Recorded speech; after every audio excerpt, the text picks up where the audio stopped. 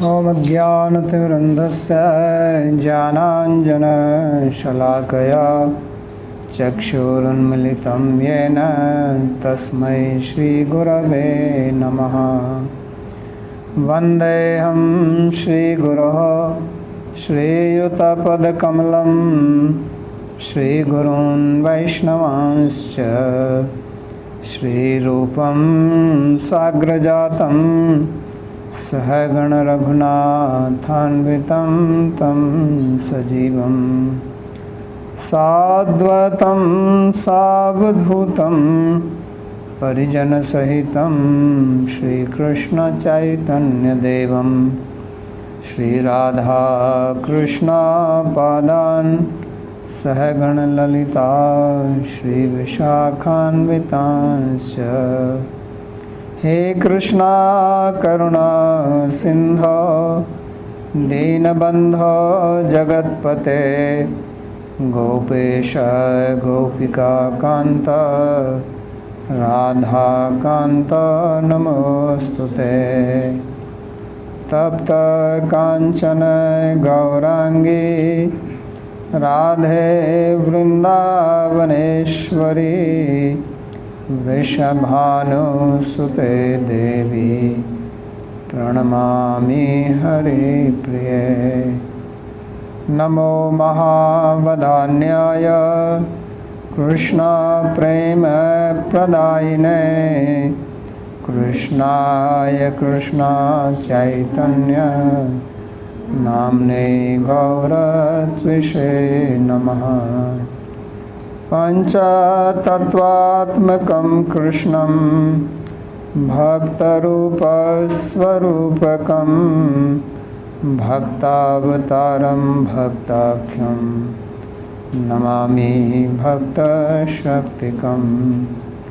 श्रीकृष्ण चैतन्य प्रभु नित्यानन्दा श्री अद्वैत गदाधर श्रीवासुदेव गौरभक्तवृन्द। हरे कृष्णा कृष्णा कृष्णा हरे हरे हरे राम राम राम हरे हरे। जन्माद्यस्य यतोऽन्वयादितरतश्चार्थसुभिज्ञस्वराट् तेने ब्रह्महृदायादिकवये मुह्यन्ति यत्सूरयः। तेजो वारिमृदां यथा विनिमयो यत्र त्रिसर्गो मृषा धाम्ना स्वेन सदा निरस्तकुहकं सत्यं परं धीमहि। नारायणं नमस्कृत्य नरं चैव नरोत्तमं देवीं सरस्वतीं व्यासं ततो जयमुदीरयेत्। स्वस्ति अस्तु विश्वस्य खलः प्रसीदताम् ध्यायन्तु भूतानि शिवं मिथो धिया। मनश्च भद्रं भजता दधोक्षजे आवेश्यतां no मतिरप्यहेतुके। Reading from Śrīmad-Bhāgavatam, Canto 10, Chapter 32, verse number 9. So in this chapter we are reading how after hearing the song of the gopis, Sri Krishna appeared in their midst, and then we saw how the principal gopis reacted to his appearance. So now in these verses that describe the joy which was felt by them. There is some problem? Okay. Okay, you have some question? Kesha, please. Yes, Maharaj. In your comment on the verse 8, you briefly touched on Prakara and Madhya and Mritvi, and we made the distinction amongst the gopis with the Vama and the Dakshin and the Madhyata and the Dandiyata, but I was wondering whether those three, whether you can also briefly explain something about it. Well, that explanation, if we have Ujjwal Nilmani, maybe you can read there, because this will be another topic then. It's described in the Ujjwal Nilmani in the Nayika Prakarana, all the details of various types of Nayikas with examples, and if you have commentary, then you can also read. There is a translation by Bhanuswami of Sri Vishwanath Chakravarti's translation, so you can refer there. Thank you. Anything else? Okay. Sarvasta Keshavaloka Paramotsav Nirvritaha Jahur Virahajam Tapam Prajyam Prapya Yatha Janaha. So Ta Sarva Keshavaloka Paramotsav Nirvritaha. So all of them, all the gopis, they were supremely blissful. There was a festival of bliss after having darshan of Keshava, Sri Krishna, Keshavaloka, or by the light of Krishna. And then Jahu Virahajam Tapam. So they gave up their suffering, which was born of separation from Krishna. And then he gives an example, Pragyam Prapya Yatha Janaha. Just as people give up their suffering when they attain Pragya. So the word Pragya can be understood in different ways. From Vedanta way, Pragya refers to the sleep state, deep sleep state. Because according to Advaita Vedanta, there are three states. Of course, those three states are there for everybody, but they have the three names for them, called as Vishwa, Taijasa and Pragya. So, the Brahman, which is conditioned by the gross body, subtle body and causal body, that is called Vishwa at the individual level. At the cosmic level, it's called Vaishvanar. And so that is the wakeful state. Because in the wakeful state, from our Vaishnava point of view, the Jiva is aware of the gross body, subtle body, both. And we generally don't refer to causal body. That's mainly in Vedanta. And then there is a state of sleep where the conditioning is by subtle body and the causal body, because it's not aware of the gross body. So that is called Taijasa at the individual level and Hiranyagarbha at the cosmic level. And then there is a state of deep sleep where conditioning is of causal body, Karan Sharira or Avidya, and that is what is called Pragya at the individual level. So they say that people may be suffering otherwise in the life, as is generally the tendency of the people to suffer, because without suffering they are not happy. That is the nature of the mind. Mind is not suffering, mind is not happy. And if mind is happy, then it will create suffering when it feels happy. So therefore, it's difficult to say what is happiness and what is suffering. But when you go to the deep sleep state, then there is no suffering. So, Sukham aham asvapsam na kinchid avedisham. I slept happily, I did not know anything. Because you are in complete avidya. There is only avidya, nothing else. And pure avidya cannot give you suffering. Because to have some suffering, you have to have some knowledge.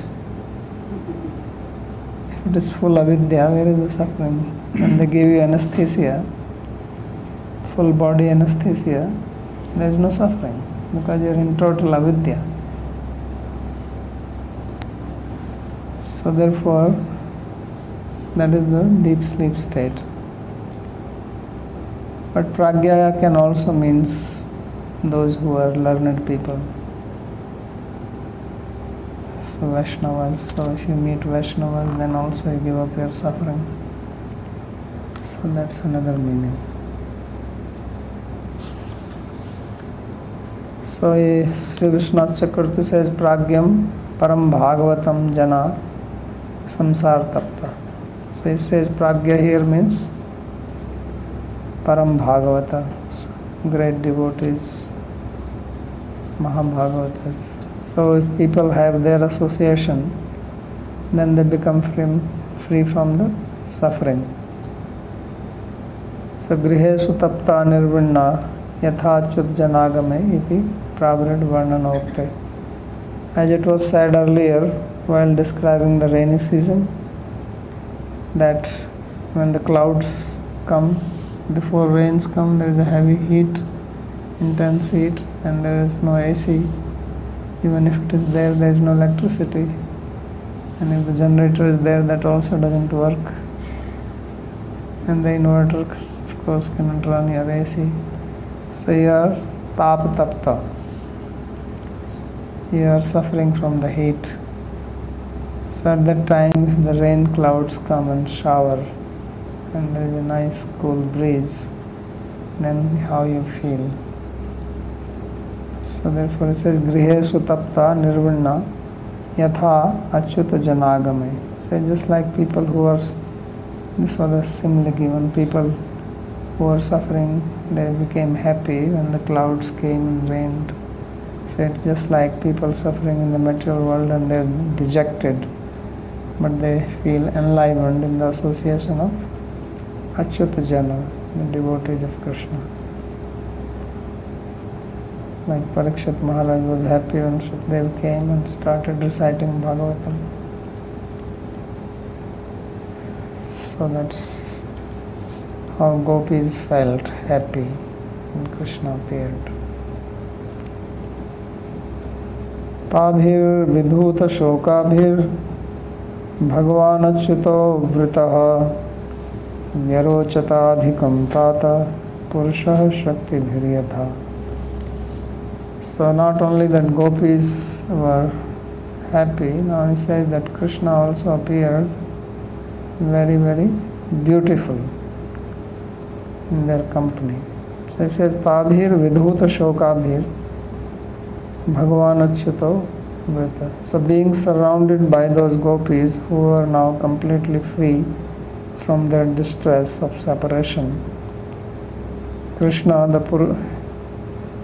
Achyuta, he appeared more beautiful than usual. Vyarochata adhikam. Purusha Shakti Bhiryata. Just like the Adi Purusha, he shines with his potencies.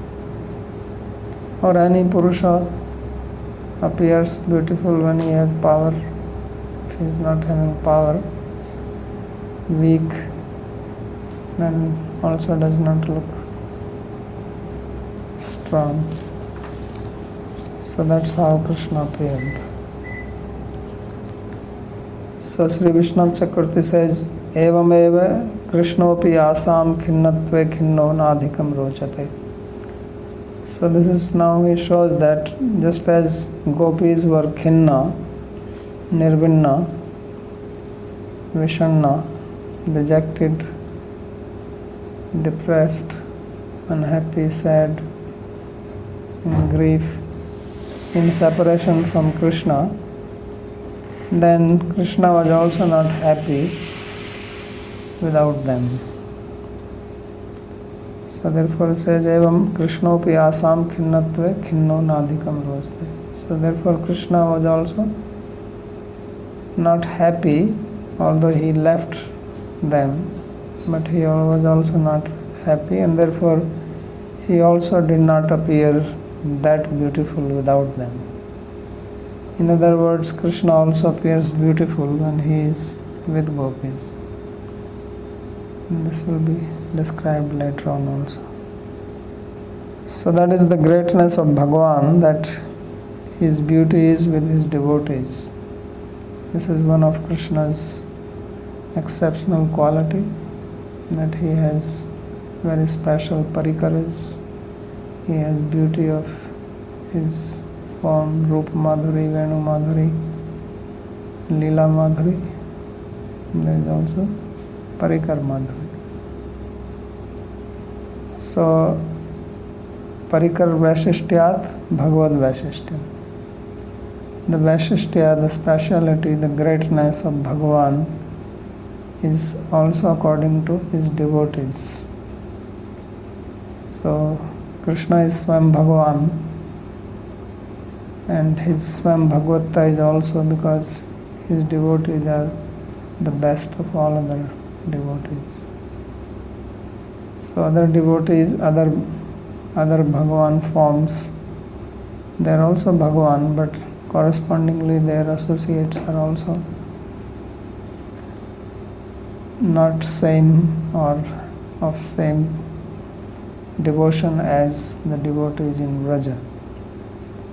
So in other words, he manifests his greatness, his beauty as per the devotees. So ye yatha mam prapadyante tams tathai bhajamyaham.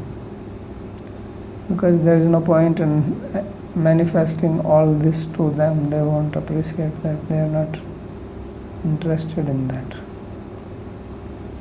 So this is what is described here. So now Krishna, he appeared more beautiful being with gopis. So asam vidhuta shokatve मैं अधिक रुचि मत्वे स्वपि अधिकम रोचते. So now when the gopis, they became free from their distress, and therefore they also appeared more beautiful, because their distress was due to separation from Krishna. So their beauty also manifests because of Krishna, and therefore when they become more beautiful, then Krishna appears more beautiful, and this is how their competition goes on. When Krishna appears more beautiful, then gopis become more beautiful. And when they become more beautiful, then he becomes more beautiful. So this is the play of Bhagavan with his Shaktis. This is what is not in Brahman. Brahman is Nishaktika. So therefore he is Ekarasa, he is uniform. There is no variety in Brahman.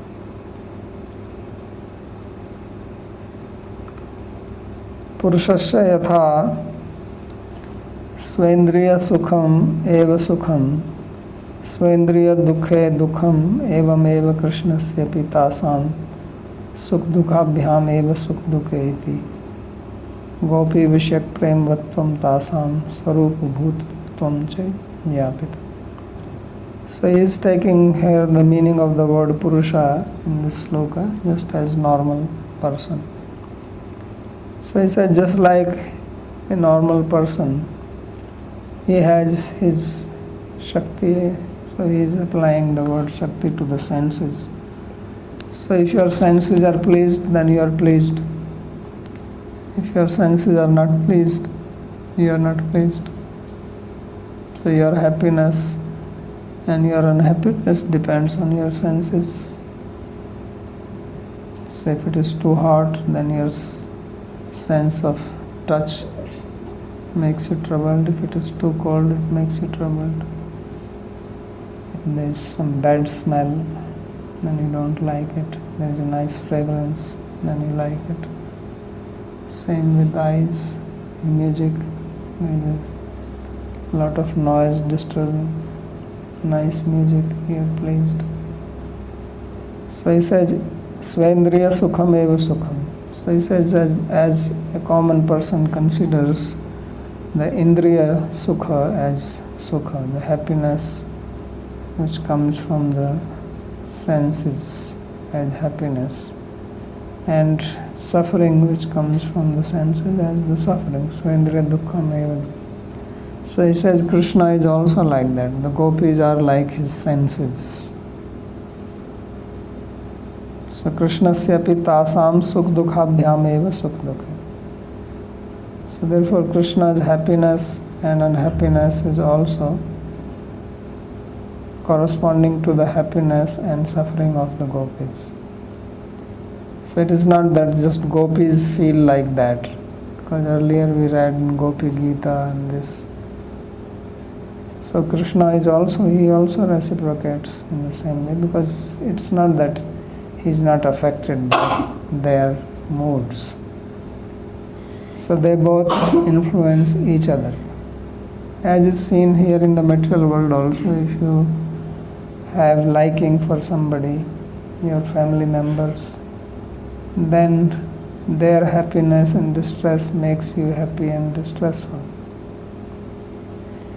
If they suffer, you also suffer. If they are happy, you also happy. So Krishna is like that. So this is the play of bhakti. This is the play of Sri Krishna with devotees and devotees with Sri Krishna. So Krishna is not independent. He is also not enjoying independently. He enjoys. Therefore he says that I don't want myself without my devotees. Naham cha atmanam asase mad bhaktai sadhu girvina. Says I don't want myself without my devotees. So this is their eternal Leela.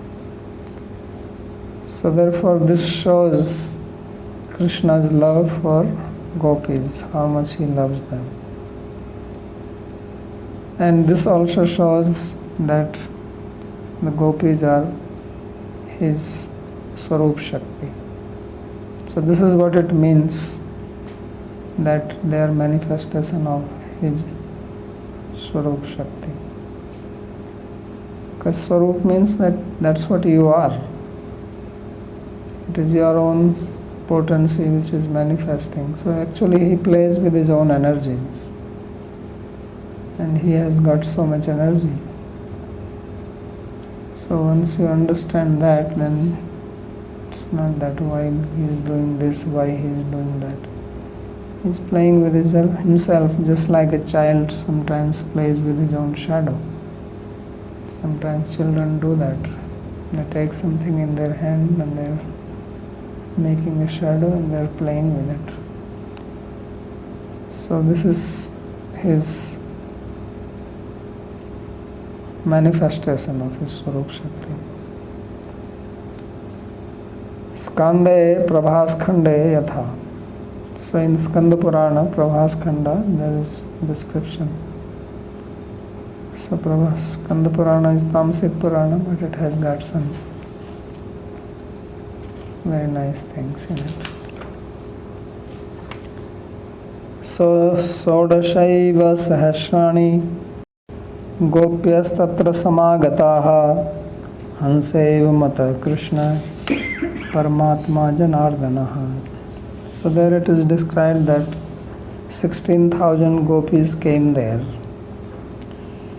And Krishna, who is the Paramatma, the supreme object of love for the gopis, he is like their Hamsa. Hamsa is also a word used for prana. This life air is also called Hamsa. Even in local Hindi language, somebody dies, they say his Hamsa left, flew away. It's commonly used. So that's the word used here. Hamsa eva matah Krishna. So Hamsa signifies here as life. So he is the life air for the gopis. Tasyetaha Shaktayo Devi Shodasa eva Prakirtita. And these 16 O Devi are his Shaktis or potencies. So this is Shiva speaking to Parvati. Chandra Rupi Mataha Krishna kala rupastu tasmrita. So Krishna is compared to moon, and they are compared to his kala or potencies. So moon has 16 faces. He goes from 1 to 15, and then 1 and 15 are two separate. One is no moon day and another is full moon, no moon night, full moon night. So from Pratipada to 14 or 14, and then you have Amavasya and Purnima. So 14 plus 2 is 16. So these are called 16 kalas. Kala means the parts of the moon. So every day when it is dark fortnight, every night or every day his one potency is decreasing. And when it is bright fortnight, then one potency is increasing. So therefore there are 16 of them. And that's why Krishna also has 16 potencies, primary. And then they become 16,000. So that's the logic behind 16,000. When you hear 16,000 gopis, when you divide 16 by 2, it becomes 8. Because then two groups, one is Radha group, other is Chandravali group.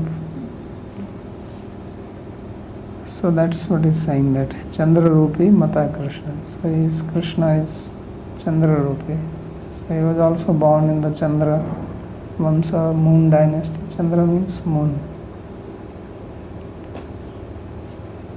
So Sampurna Mandala Tasam Malini Shodashi Kala Shodasaiva Kalayastu Gopi Rupa Varananaha.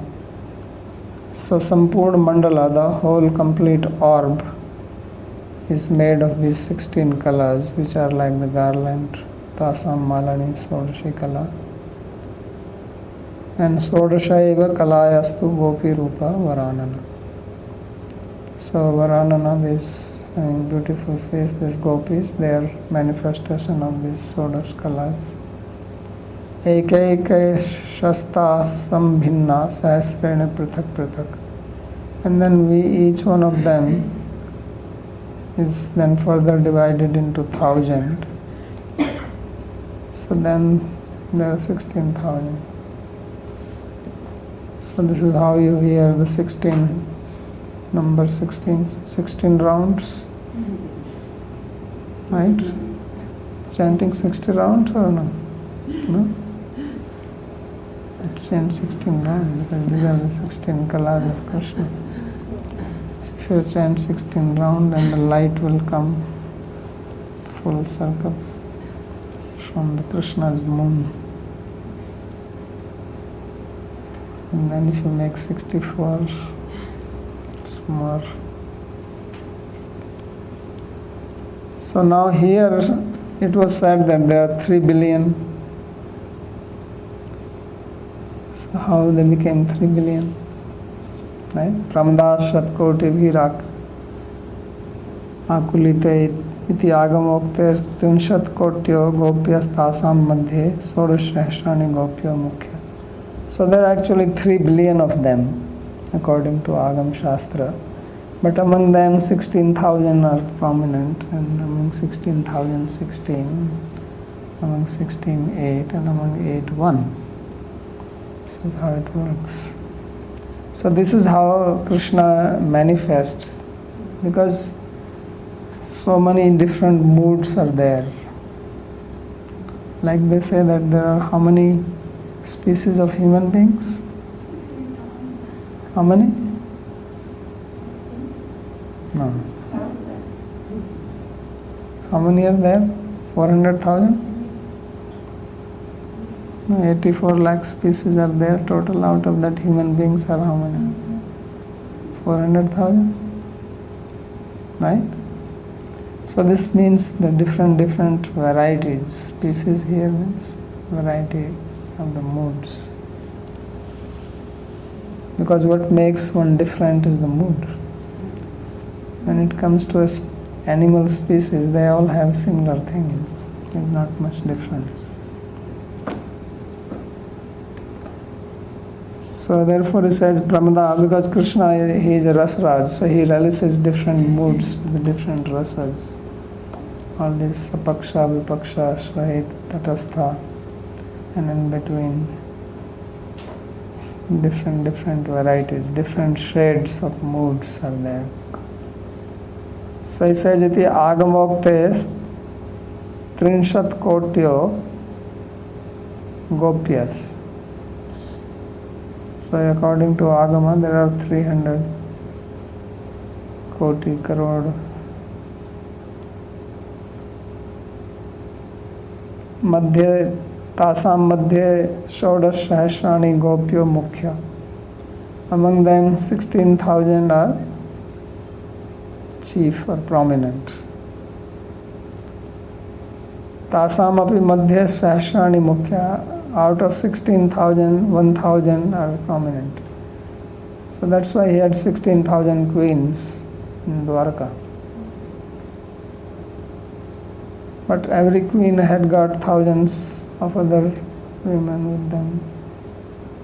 So there had to be more variety.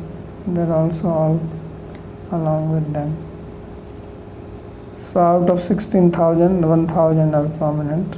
Mukhya Tara. Tasam madhye ashtaveta mukhyatama. And among these 1,000, the 8 which were mentioned here of course we only had 7, and then one was brought out, Bhadra, from Vishnu Purana. So these 8 are chief. So these are the famous Ashta gopis. And among these 8, Ashtanamapi Madhye Dve, the 2 are prominent. Radha, Chandravalli. So Radha and Chandravalli, 2 main camps. And Atau Mukhyatame Tayorapi Madhye Shri Radha Sarva Mukhyatama iti Bhakti Shastra Nirnaya. And among these 2 also, it is Srimati Radha, that she is the supreme. So she is the best, she is the topmost. This is the conclusion of all the Bhakti Shastra. So that's about Srimati Radha.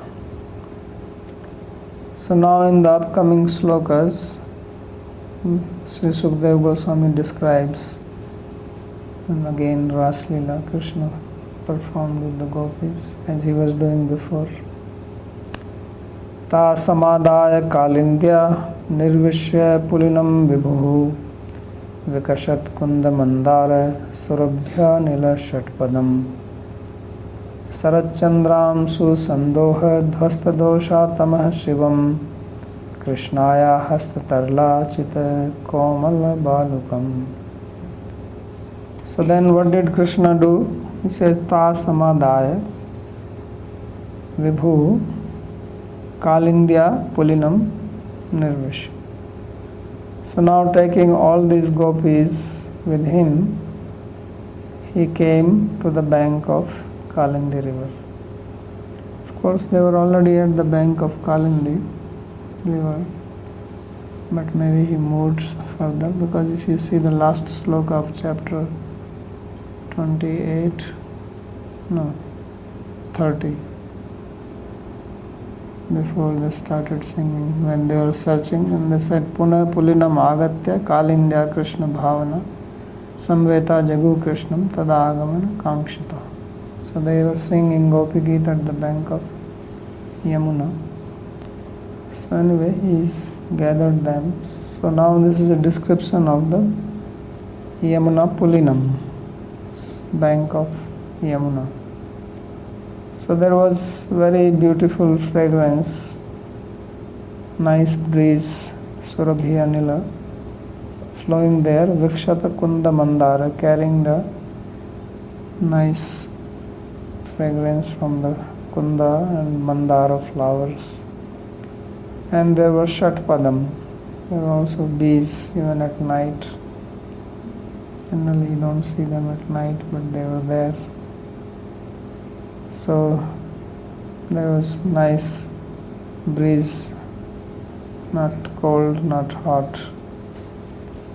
And Sarata Chandra Amshu Sandoha Dvasta Dosha Tamah Shivam. So, because of the very bright rays of the moon of Sharat autumn season, the darkness of the night was dispelled. So it was not dark. It was not like daytime, but it was also not very dark. And thus the bank was very auspicious. Krishnaya hasta tarala achita komala balukam.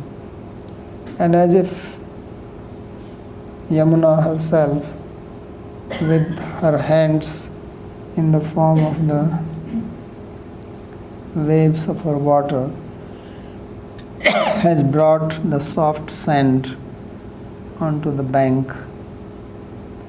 So there was a nice, soft, cool sand on the bank of the river, and that's where they came. And there are no pebbles to hurt his feet here anymore. These gopis were very much worried earlier. So tatascha tah samyak hase hasta grahadina adaya nirvishya pulinam pravishya cha verochata iti purvena anve. So thereafter, like it was in the previous sloka, it was described that how he appeared very beautiful and how the gopis, they gave up their distress. So he was laughing with them. Even otherwise, when he appeared with them, he was smiling. Samayamana mukhambuja. Tasam avir bhuchari samayamana mukhambuja. He came smiling. Now he was more happy to see them because they were also happy at that time. Earlier he was happy only to make them happy. Inside he was also feeling their pain, but now he is very happy. And holding their hands, he came to the bank of river. Means they came much closer to the water. And therefore he appeared. So Vyarochata, this verb which was there in verse number 10, is to be applied here, that he appeared beautiful with them. Pulinam Vishnashti Sardhena. So in 1.5 sloka, the bank of Yamuna is being described here. So Vikshadbhi Kundair Mandarair Surbhir Yo Anilas Tasmat Shatpada Yasmin Tat. So there was nice surabhi, fragrance from the flowers of Kunda and Mandara which were blooming there. And the breeze was blowing, which also had the Shatpada, the bees in that. Vayo Shatyam Pulan Sambandhat Mandyam Shatpadaspadatvat. And this air was cool because it was coming from the river side or because of the river, and it was not very strong, it was flowing slowly. So this is understood because the word Shatpada is mentioned, and there were bumblebees, because if there is a heavy wind then the bees don't fly in that because they will be swept away. So that shows that the wind was not very strong. Nice breeze was there. Sarat Chandram Shunam Sandohair Dhvastam Doshaya Ratrastamo Yatratat. And the darkness of the night was dispelled by the powerful rays of the autumn moon. Shivam Mateva Sukhdam. And it was Shivam, means it was very pleasing. Satyam Shivam Sundaram. Yamunaya Hastarupais Tarlais Tarangai Achita Astrita Kamala Baluka Yasmin. And on the bank, the nice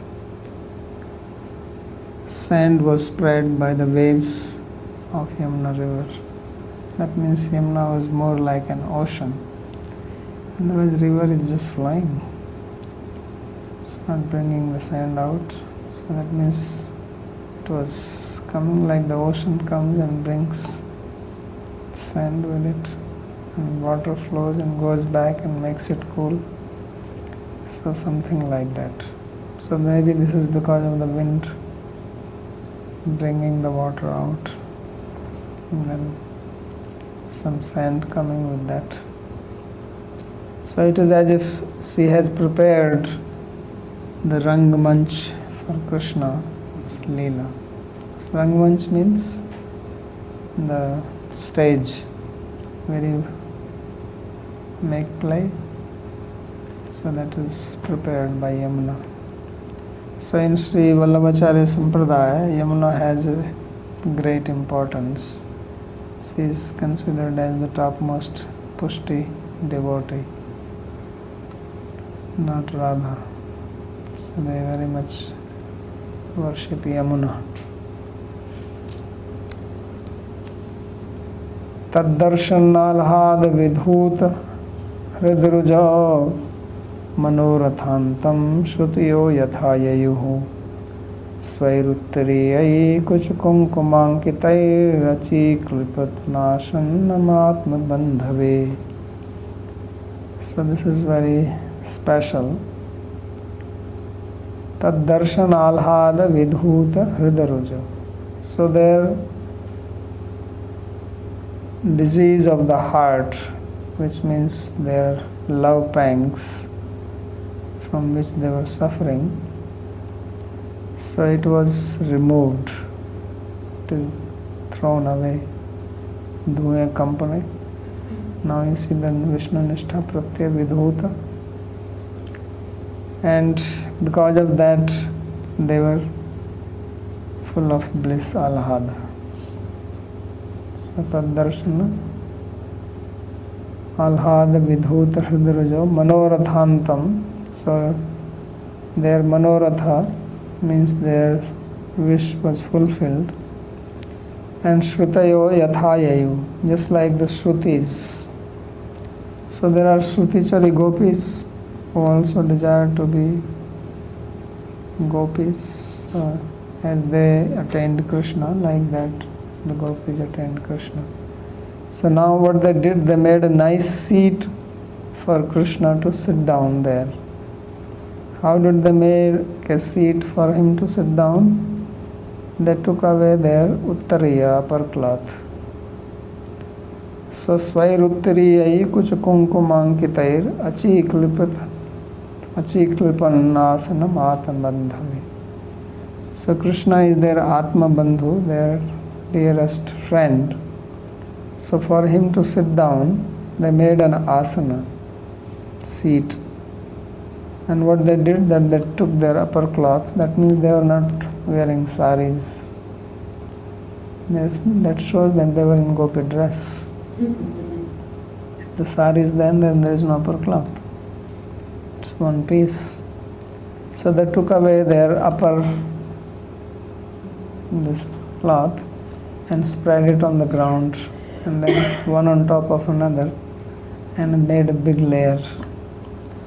And because there are many of them, so they made many of them, so that Krishna can sit. Of course, if there are so many, Krishna was also not one. He was already manifesting so many forms, because everybody, otherwise there will be what you call stampede. People will get crushed because everybody wants to be close to him. But he already manifested so many forms, everyone thinking that he is right there. So then they made a seat for him, an asana to sit down. So tatra tasam sakhya samuchitam prem sevan aha. So this verse is describing the service which gopis did to him, which is appropriate for a friend, because he is called here as Atma Bandhu. tasya krishnasya darshananandena khandita sarva mano dukkha. So all their mental agony was thrown away, removed by the bliss of seeing Krishna. So when you love somebody, just seeing that person makes you happy. You don't have to do anything more. Even without talking, just by seeing, you feel great bliss in the heart. So just by seeing, they were so happy. Khandit sarva mano dukkha, all distress. Vraj sundarayaha sviyai uttriyai kuch kanchuko pari sthitair sukshma vastrai atma bandhave tasmai asanam yatha tatha chikalpat. So all these beautiful young Vraj gopis, they took away their upper cloth which was on their bodies, covering their breast, and this was fine cloth. So they made a seat with that. Yatha shrutayo mahapunishadopi manorathanam antam param kashtham yayu. And then they felt satisfied, just as the Shrutis, the great Upanishads, they attained their ultimate destination, which is attaining Krishna. Yato adhiko anyo manoratho na sambhavati tam prapam. So there is no higher goal than this, that is attainment of Krishna. So Shrutis also attained that. Yadrishtva vayamapi vraje gopyo bhutva Sri Krishnena sahaivam swakuch kunkuma stimitam vastra arpanadina kada vilasame iti utkanthita babhu ityartha. So by seeing this, what gopis were doing, even the great Upanishads, they also wished that we also want to be born as gopis in Vraja, and then we will also offer our cloth which covers our breast to him and enjoy. This eagerness came in their mind. Utkantita babhu. Ateva shrutiyo gopitva prapti artham tad anugati vyanjakam tibram tapaschakru. Therefore the gopis, they performed intense austerity to attain, not gopis, the Shrutis. The Shrutis, to attain the body of gopis, gopitva prapti artham, they followed on the footstep of gopis. This is what Raganuga Bhakti is. Tadanugati Vyanjakam Tivram Tapaschakru Iti Brihad Vamniya Katha. This story is supposed to be in Brihad Vamana Purana, or once upon a time, because in the present one at least don't see it. So Striya Urugendra Bhoga Bhujadanda Vishakta Dhiyo Vayamapite Samasam Drishongri Saroj Sudha. So this is at least found in their own statement in the Shruti Stuti, chapter 87 of this canto. So there they sing this, that Striya Urgendra Bhoga Bhujadanda Vishakta Dhiyo Vayamapite Samasam Drishongri Saroj Sudha. That we also want to be engaged or embraced by the powerful arms of Krishna, serpentine arms, Urgendra Bhoga Bhujadanda, so that we can be like that and get the opportunity to do service to his feet. So this is Samadrishongri Saroja Sudha. Vayamapi te sama, we also want to be like them. This is their own statement. Tatra purva kalpa gata Krishna avatar darshinya srutiyo labdha chara manoratha etasmin kalpe gopya babhuvera. So he says that the gopis who desired like this in the previous kalpa, they have already attained this state of gopihood in this kalpa, in this day of Brahma. Because Krishna comes only in Mansa day of Brahma here on earth. So they have attained that state, and therefore those were part of this group now. Remember he said earlier that there were Sadhana Siddha and Nitya Siddha gopis. And those who will be seeing this Leela, or who already saw this and wish to be like that, they will become gopi in the next kalpa. So think of the time they have to wait. It's not a cheap thing. So therefore he says, etasmin kalpe tu labdh manoratha etaha shrutayo agrim kalpe gopyo bhavishyanti. So the gopi, the Shrutis, the Vedas personified in this kalpa, who have this desire, they will get their wish fulfilled in the next kalpa, next day of Brahma. And then one say, well, what will happen to then the Upanishads? Then all Upanishads will disappear. So he says, no, Shrutinam anantyat iti again. The Shrutis are unlimited. Ananto vai Veda. Veda is, knowledge actually has no end.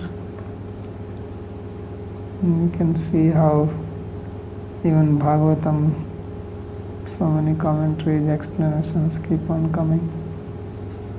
So there is no limit of the Shrutis. So this will go on like that. So this is the end of this commentary. Any question on this? Bhushan. Abhishek, I want to ask a question. Why are bees considered to be very, why are bees considered to be auspicious? Because they seem to be scary because they can sting and they can be painful and they look scary and they can buzz and be irritating. So I was just wondering why bees are considered silent in No, these bees only make honey, they don't bite.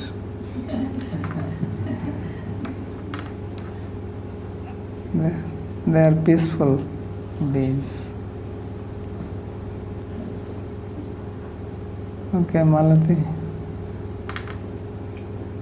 Babaji, as I understand it, the regular setting in Vrindavan is, it's just a village, it's a small village, and there are so many prakashas, unlimited prakashas of Krishna, and then just a few villagers, the Yuteshwaris and her friends. So it's a very intimate exchange. So now suddenly they come to that site of the Rasa-līlā, and suddenly there are billions of them, and only one Krishna. So how do they perceive that if they are only used to always being together with a few, and they're not even aware that there are billions of others? So how does that work? So this is what is, he says, Yogamaya Samavrata. Remember this first sloka of Rāsa-līlā. Bhagavānapi tāratri sradutfalla mallika viksharantum manaschakra yogamaya samavrita. So it is by Yogamaya. I think earlier also it came. How is it that the whole Braja could come under this Govardhan when he lifted it? So it is by Yogamaya potency, Achintya Shakti. He does that. So normally, because it is Nar-Līlā, then it looks like that everything is limited. But everything is unlimited. Because there are also Nitya Siddha gopis, so Nitya Siddhas are not just few of them. So many of them. So But they're not aware of the existence of the others until they see them? Or? No, even if they are aware, what difference does it make?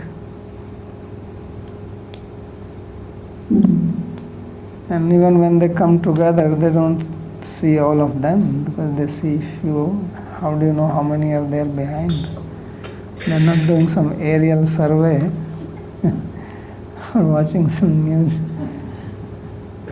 So they may only say that there are so many of them. They may just see that many. They're so much absorbed with Krishna that they're not paying attention to these things. Or could I ask another question? Yes.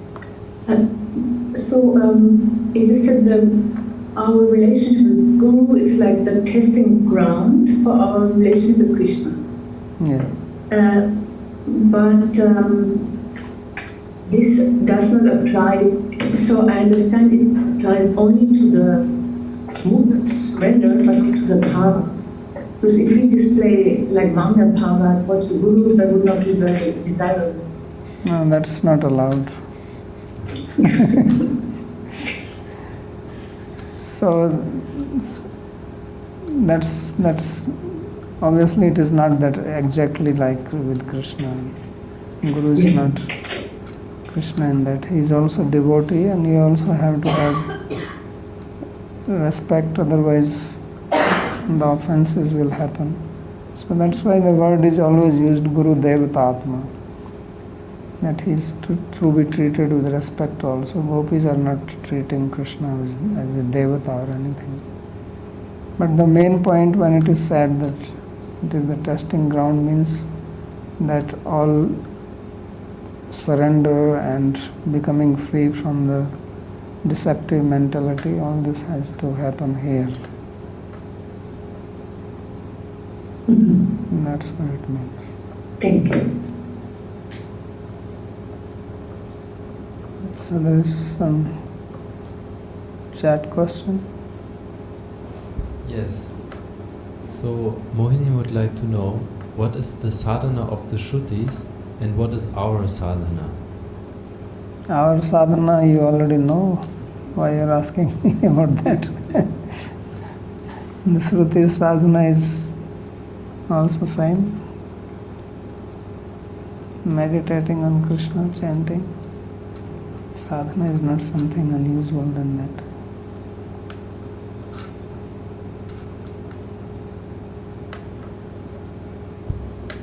I'd like to know one thing about the implications of this authorship question on the Laghu Vaishnava Toshani that you read in the last classes.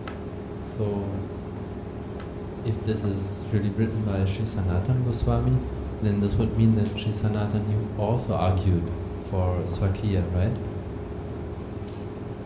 Because... No, I'm not saying that there is a Laghu Vaishnava Toshni and there is a Vaishnava Toshni. It's not that Laghu Vaishnava Toshni is not there. But from that sloka at least it looks it's mixed up. Whether Sanatana Goswami argued for that, I don't know how to say. Because I think when you... At least I don't see that in Śrīmad-Bhāgavatam.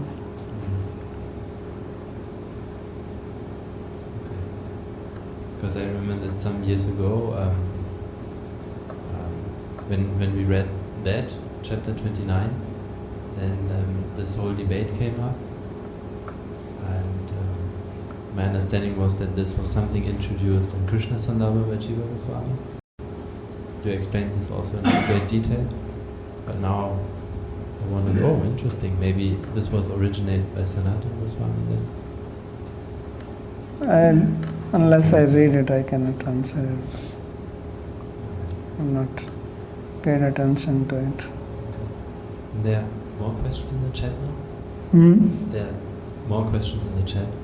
Yeah. So Raja Vinodini would like to ask, the gopis are manifestations of Krishna's Svarupa Shakti, so they are not identical with Krishna, right? It would be incorrect to consider the gopis and Parshalas as Ishvara Tattva, correct? Consider them as Ishvara? Yes. No, they are not Ishvara. They are Ishvari. Ishvara means in the sense of worshipable. What do you mean by the word Ishvara? So she writes, Krishna is Ishvara, gopis are Shakti. Is this correct? Yeah. So in this way they are not identical. That was her question, I think. They are not identical in all sense, but being Shakti and Shaktiman, they are also not absolutely different. This relationship thing is difficult to explain. So many acharyas have tried to explain. It's like simple thing that if you take, say, sugar. So sugar is a material matter. It's an object, right? It's a substance. According to Nyaya, it's a dravya. But it is sweet.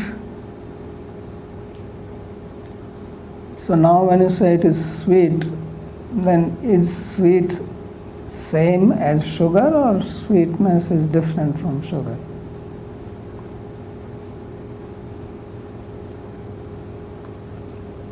So you cannot say that sweetness and sugar are exactly same.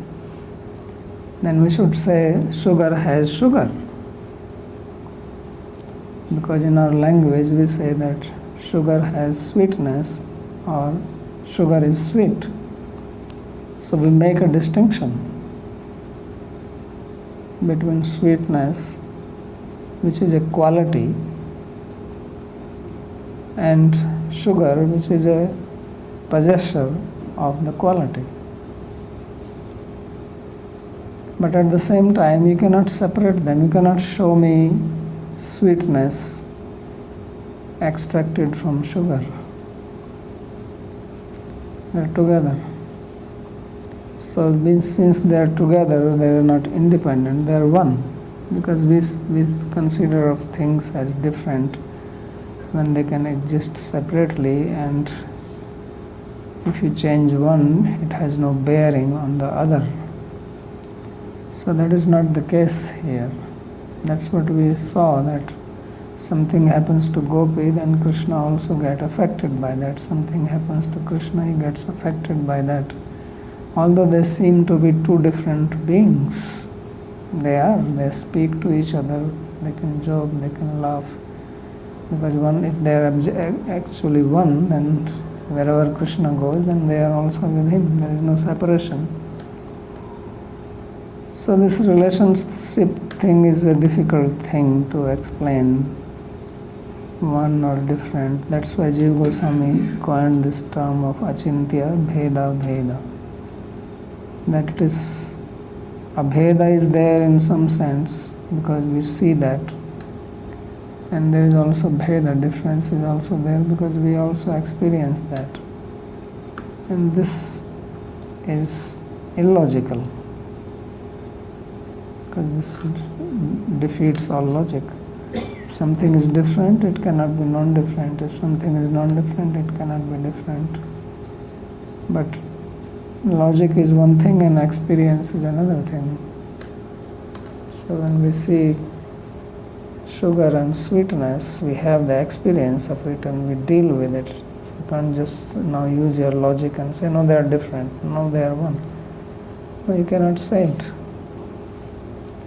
So then Nyaya tries to bring one type of relationship, Madhvacharya brings another type of relationship, Ramanacharya brings another one, or Nimbarkacharya brings another relationship. Every philosopher is trying to solve this Gordon's knot. So Jiva Goswami brings another one, says it is achintya bheda. So it is difficult to pin it down like that. So sometimes we say they are different and we speak of them as different, and then sometimes we say they are one because they are. And this can be very confusing for a new person. So it has to be somehow understood and digested. because this is the experience of the great people and even our common experience related with material things, even not to speak of spiritual things. So that's why in the Shastra we find both types of statements. Even in Bhagavad Gita, he says, I am in them, they are in me, and behold my Aishwarya, I am not in them. He's like right there, he's contradicting himself. So why is he saying? Just to make it sure that you don't take this or you don't take that, both are there. So everything is him only. Vasudeva sarvamiti samahatma sudharma. All this is Vasudeva. Then if all this is Vasudeva, why is saying sarvdharman paritajya mamekam sharanam vraja? Give up everything, take my shelter, or meditate on me, manmana bhav mad bhakta. If it is all Vasudeva, who is meditating on whom? So many contradictory statements you can see, and that's why people who do not understand this and who just want to criticize this, criticize also. There are many people who criticize even Bhagavad Gita because they don't understand. You cannot understand it unless you study it with a qualified teacher. Otherwise it will look like, why these people are so crazy after him. He's speaking all these incoherent words. They don't make sense.